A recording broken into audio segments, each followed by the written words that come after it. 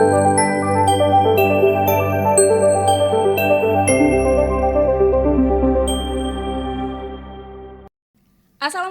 warahmatullahi wabarakatuh.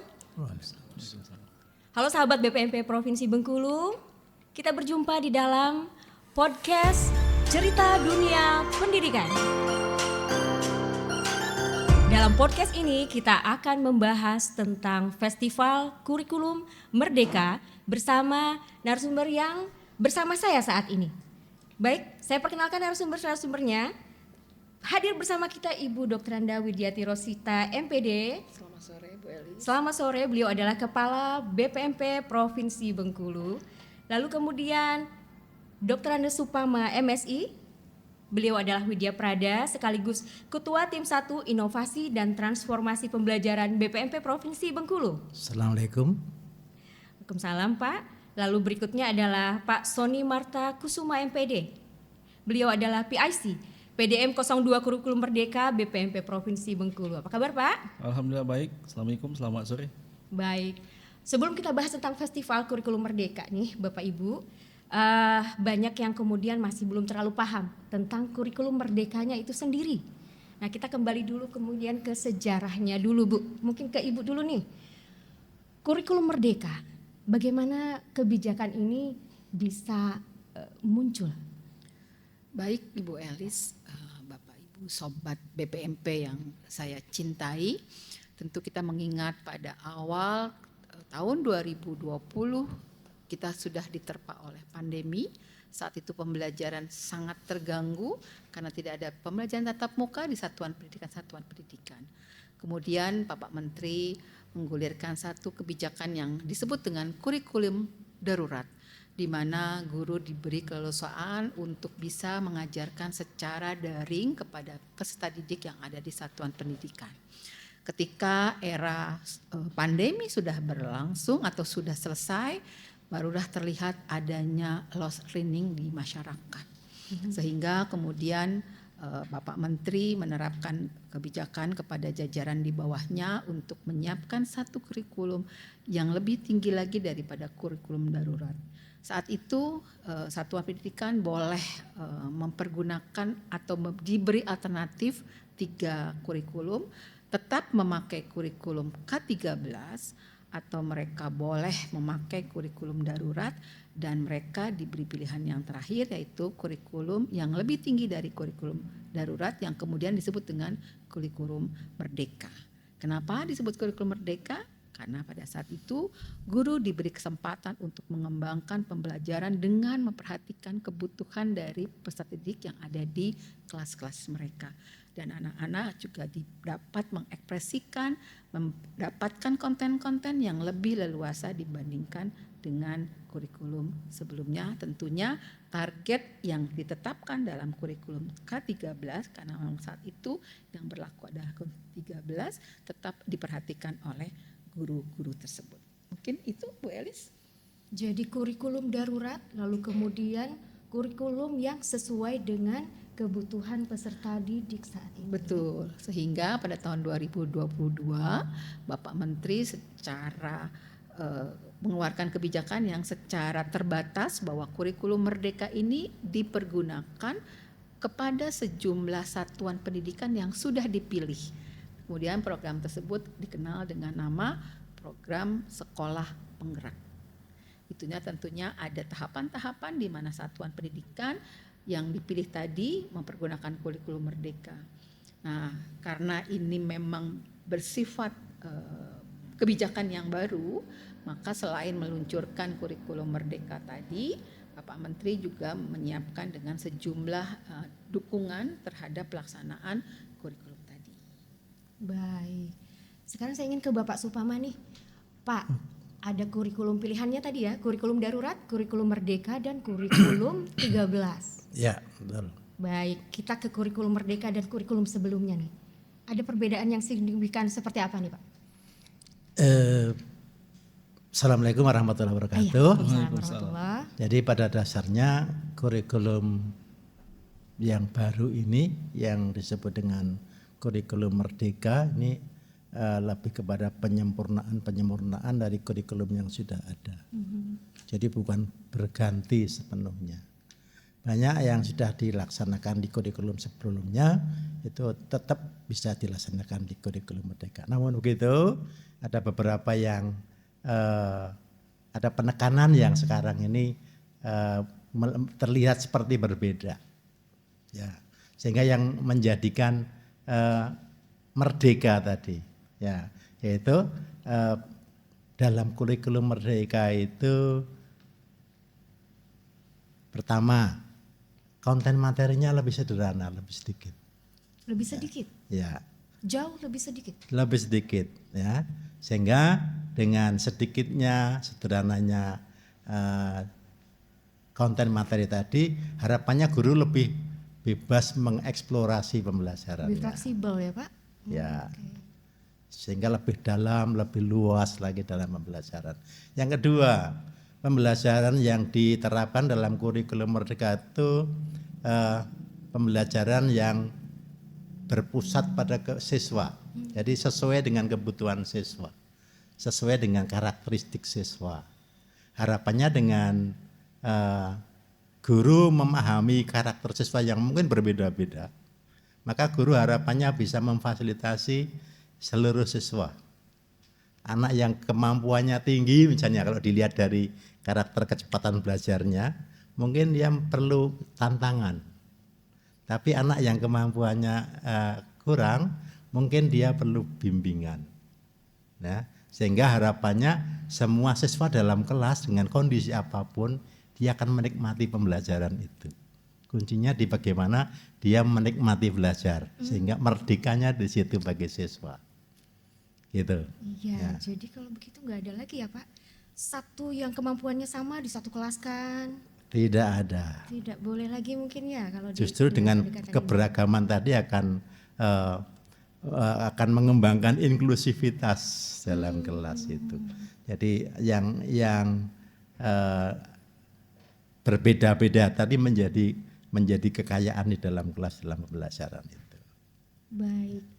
Kurikulum ini lebih sedikit dengan beberapa karakteristik tadi yang sudah Bapak sebutkan ya.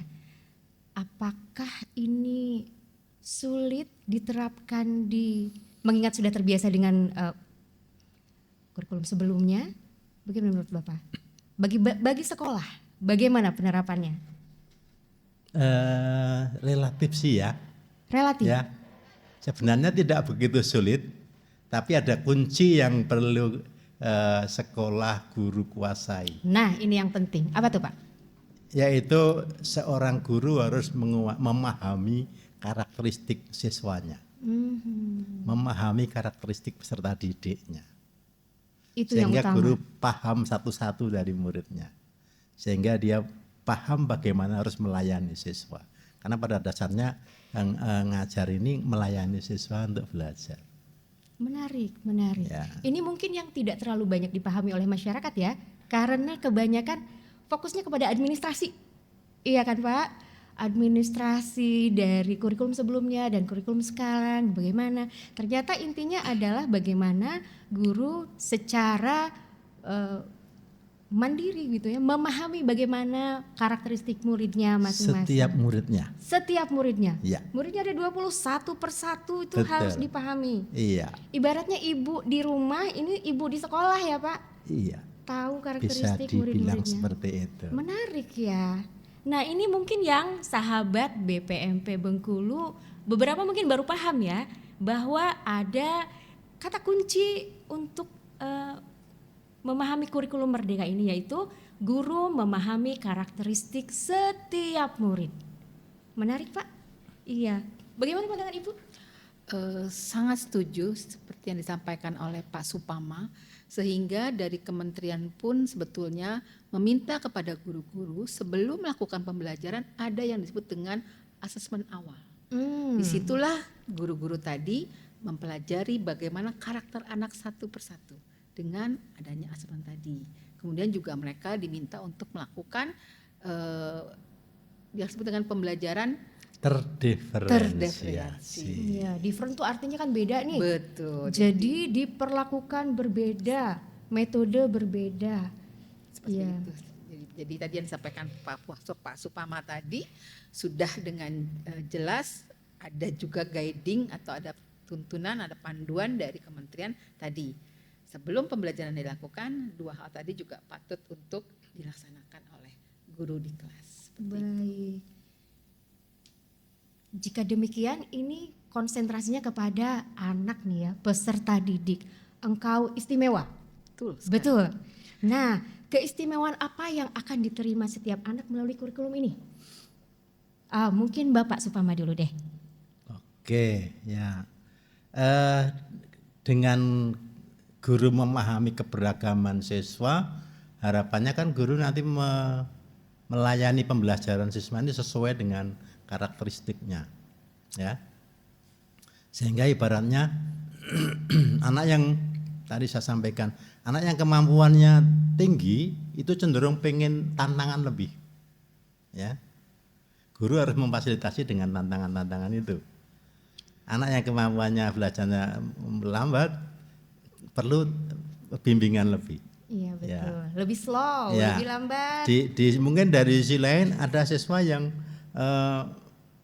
cara belajarnya lebih ke apa ya?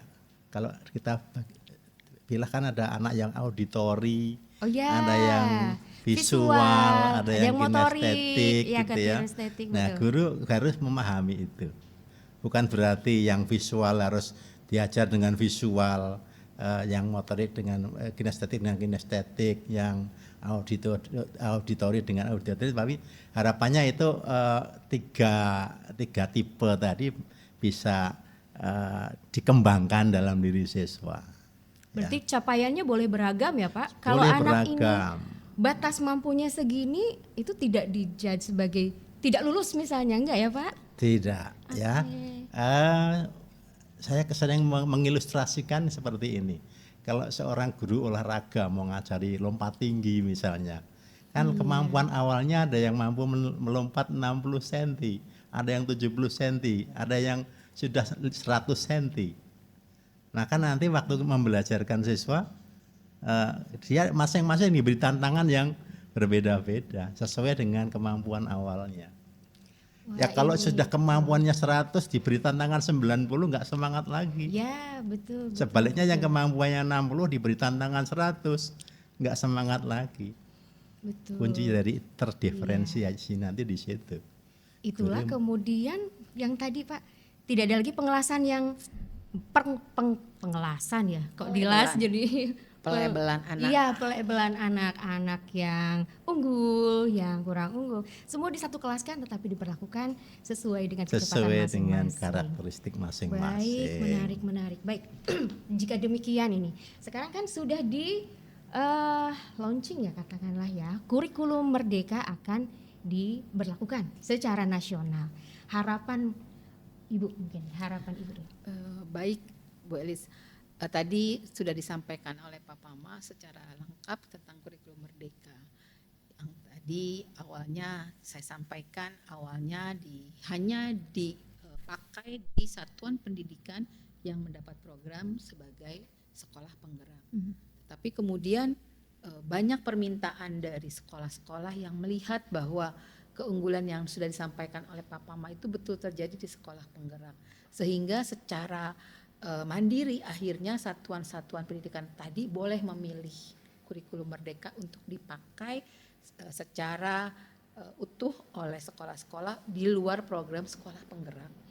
Itu cukup banyak, termasuk juga di Provinsi Bengkulu banyak sekali satuan-satuan pendidikan yang memilih kurikulum Merdeka. Dan di tahun 2024 kemarin secara resmi Bapak Menteri sudah melaunching kurikulum Merdeka ini sebagai kurikulum nasional. Harapannya tentu kebaikan atau kelebihan ataupun keunggulan yang ada di kurikulum Merdeka ini juga bisa dinikmati oleh satuan-satuan pendidikan, dan tentunya harapan kita semua termasuk juga harapan saya adalah mutu pendidikan bisa secara merata terjadi di semua jenis atau semua kondisi masyarakat yang ada di Indonesia. Baik, lalu menurut Ibu nih, tanggapan masyarakat sejauh ini yang Ibu ketahui tentang kurikulum Merdeka bagaimana? Tanggapan masyarakat beragam ya Bu Elis ya. ada yang melihat itu satu kemajuan, ada juga yang masih belum tahu. Nah, untuk itu kami mendapat pesan dari Bapak Menteri bahwa ayo BPMP ini juga menggaungkan kelebihan-kelebihan dari kurikulum Merdeka ini dalam bentuk praktik baik yang kemudian kami rangkum dalam bentuk festival kurikulum Merdeka. Wah, menarik ini Bu. Festival Kurikulum Merdeka. Betul. Bisa dijelaskan lebih jauh Bu? Untuk pelaksanaan Festival Kurikulum Merdeka, saya sudah menunjuk satu penanggung jawab, yaitu Pak Sony. Pak Sony mungkin bisa lebih jelaskan tentang Festival Kurikulum Merdeka? Boleh Pak Sony, silakan. Baik, terima kasih Bu. Festival Kurikulum Merdeka ini merupakan agenda nasional, artinya dilaksanakan di 34 provinsi. Adapun yang menjadi tujuan dari Festival Kurikulum Merdeka ini adalah mengamplifikasi cerita praktik baik ya yang dilaksanakan dalam implementasi kurikulum Merdeka dan memperkuat keberlanjutan dari kurikulum Merdeka. Tentunya dengan harapan nanti masyarakat dapat mengenal lebih dekat dengan kurikulum Merdeka dengan menyaksikan festival nanti secara langsung yang kita adakan di BPMP tanggal 25 sampai 27 Juni ke depan. Seperti itu, Bu Elis. Berarti yang kita lihat dan yang kita dengar tadi dari kedua narasumber ini, kita lihat kenyataannya seperti apa mungkin ya di festival itu? Di festival nanti ada beberapa rangkaian kegiatan. Yang pertama potret cerita kurikulum Merdeka, yang mana ternyata setelah kita inventarisir banyak sekali pendidik-pendidik yang sudah menghasilkan karya berupa potret cerita. Berapa banyak tuh Pak? Untuk saat ini Bengkulu sebanyak 569 karya. 569 karya itu yang satu sekolah satu provinsi Bengkulu. Satu provinsi. Ya, tersebar di 10 kabupaten kota. Artinya satu sekolah mengirimkan satu karya atau boleh lebih? Kita terbuka artinya siapa bebas ya. Banyak. Nah, di sana nanti akan kita pilih 3 peserta terbaik dari kategori foto dan 3 peserta terbaik dari kategori video. Gitu, seperti itu Pak Lis. Kenapa kita pilih 3 peserta terbaik? Nanti peserta 3 terbaik itu kita berikan kesempatan dia sebagai pembicara di rangkaian kegiatan yang kedua, yaitu nanti ada namanya gelar wicara. Gelar wicara itu sejenis dialog interaktif atau talk show, yang mana nanti kita hadirkan pembicara ya 3 pemenang, bukan 3 pemenang, 3 peserta terbaik tadi dari masing-masing kategori.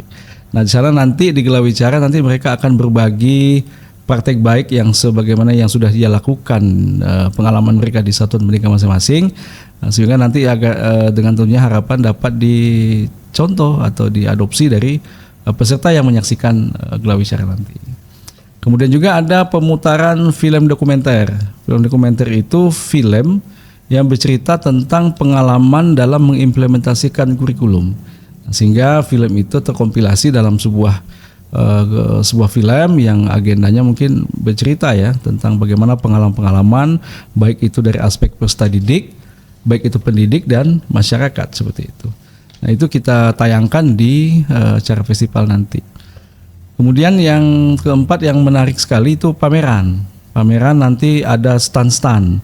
Nah, kalau Bengkulu kayaknya sudah tidak asing lagi dengan namanya pameran. Kita mengenal dengan pameran Tabot ya. Kalau di saat ini Festival Kurikulum Merdeka itu ada yang dikatakan pameran, kita dibantu atau diikutsertakan juga pemerintah daerah dalam hal ini Dinas Pendidikan mengkoordinir wilayahnya masing-masing terkait apa yang akan ditampilkan di pameran tersebut. Jadi pameran itu ada beberapa booth ya, perwakilan satu kabupaten itu satu stand booth yang berisikan kita akan memamerkan, mendisplay hasil-hasil karya inovatif dan kreatif dari peserta didik yang tentunya ada korelasi dengan P5, yaitu proyek penguatan profil pelajar Pancasila. Banyak sekali dari respon yang sudah kita dengar di masyarakat saat ini, itu sangat banyak sekali yang antusias ingin mendisplaykan yang memajangkan karya-karya mereka di Provinsi Bengkulu. Nah, sehingga kegiatan kita nanti tentunya harapan kita banyak masyarakat yang berkunjung yang datang ke situ. Dan tentunya agar terkesan tidak monoton ya kegiatan festival, nanti kita ada juga membuat pagelaran seni. Pagelaran seni itu nanti kita akan lihat bagaimana siswa-siswa kita, peserta didik kita akan menggelarkan seni sesuai dengan karakteristik daerahnya masing-masing. Contoh beberapa komunikasi dengan pemerintah daerah sebelumnya melalui dinas, ada yang sangat berkeinginan ingin menampilkan drum band cilik. Nah, itu contoh. Ada juga siswa yang ingin menyajikan atau menampilkan serapal anam. Nah, itu kan untuk dewasa ya, orang yang adat itu. Nah, siswa sudah diajarkan budaya serapal anam di pendidikan SMP SMA. Ada juga dari kabupaten terjauh, contohnya Muko-Muko sudah ingin menampilkan tarian adat daerah mereka seperti tarian gemat atau tarian gandai seperti itu ya. Sehingga tinggal kita ramu kegiatan ini agar semua karya-karya berbasis budaya itu dapat kita tuangkan dalam festival itu. Mungkin itu. Nampaknya seru sekali ya Pak ya. Ada, kalau kita melihat festival tuh biasanya festival musik, festival film, festival seni. Ini diramu semua, digabung jadi satu ya Pak. Betul. Filmnya ada, lalu kemudian festival seninya ada, musiknya juga ada. Iya, yang menarik. Itu yang dilibatkan siapa saja tuh Bu di sana? Pak? Yang dilibatkan itu pemerintah daerah melalui dinas pendidikan yang mengkoordinir pengkompilasian karya-karya itu di daerah. Kemudian satuan pendidikan, nanti pendidik dan orang tua juga kita ajak, di mana nanti pemancingnya itu ya, pemantiknya itu ya kita adakan kayak lomba tari kreasi baru bagi siswa PAUD. Otomatis kan orang tuanya ngikut kan, untuk meramaikan, jadi melihat secara langsung bagaimana kegiatan festival Kurikulum Merdeka yang ada di BPMP. Tentunya untuk lebih supaya tidak penasaran ya, kiranya pemirsa datang nanti di festival tanggal 26, puncaknya full nanti tanggal 26 dari pagi sampai malam hari. Baik, pelaksanaannya berarti dari tanggal 25 sampai 27. 25, 26, 27 Juni di BPMP Bengkulu. BPMP Provinsi Bengkulu. Menarik sekali, dan sepertinya ini akan membawa hal baru ya. Karena segala festival disatukan di situ. Musik, lalu kemudian ada anak-anak juga ya, lomba menari dan lain-lain. Baik, terima kasih Pak Sony penjelasan tentang Festival Kurikulum Merdekanya, menarik. Dan saya ingin tahu nih, setelah ada penjelasan dari Pak Sony tadi, apa harapan dari Ibu nih pertama terhadap Festival Kurikulum Merdeka nih? Harapannya tentu kami bisa menyajikan bahwa kurikulum Merdeka adalah kurikulum yang terbaik untuk bisa dilaksanakan oleh satuan pendidikan, sehingga kami berharap satuan pendidikan, kepala sekolah, guru-guru tidak ragu lagi untuk melanjutkan kurikulum Merdeka di tahun ajaran ke depan. Baik. Bagaimana dengan Pak Supama? Harapan saya, masyarakat, kawan-kawan guru di sekolah, para siswa datang beramai-ramai ke BPMP di tanggal festival ini untuk mungkin kalau ada miskonsepsi terhadap kurikulum Merdeka akan hilang saat itu. Ya, kita akan melihat seperti apa sih yang sebenarnya implementasi dari kurikulum Merdeka ini. Baik, Pak Sony. Kalau saya tentunya harapan kami ya rame pengunjung, pengunjungnya rame, dan masyarakat luas dapat mengenal lebih dekat terkait dengan kurikulum Merdeka yang kita laksanakan saat ini. Mungkin itu. Baik. Terima kasih para narasumber. Jangan lupa sahabat BPMP Provinsi Bengkulu, catat tanggalnya. Festival Kurikulum Merdeka tanggal 25 sampai 27 Juni 2024 di BPMP Provinsi Bengkulu. Catat tanggalnya, jangan lupa datang beramai-ramai untuk menghadirinya.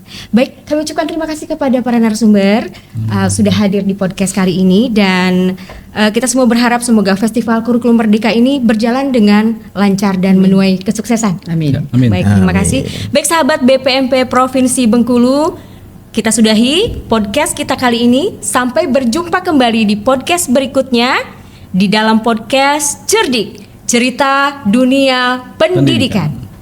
Sampai jumpa. Assalamualaikum warahmatullahi wabarakatuh. Waalaikumsalam warahmatullahi wabarakatuh.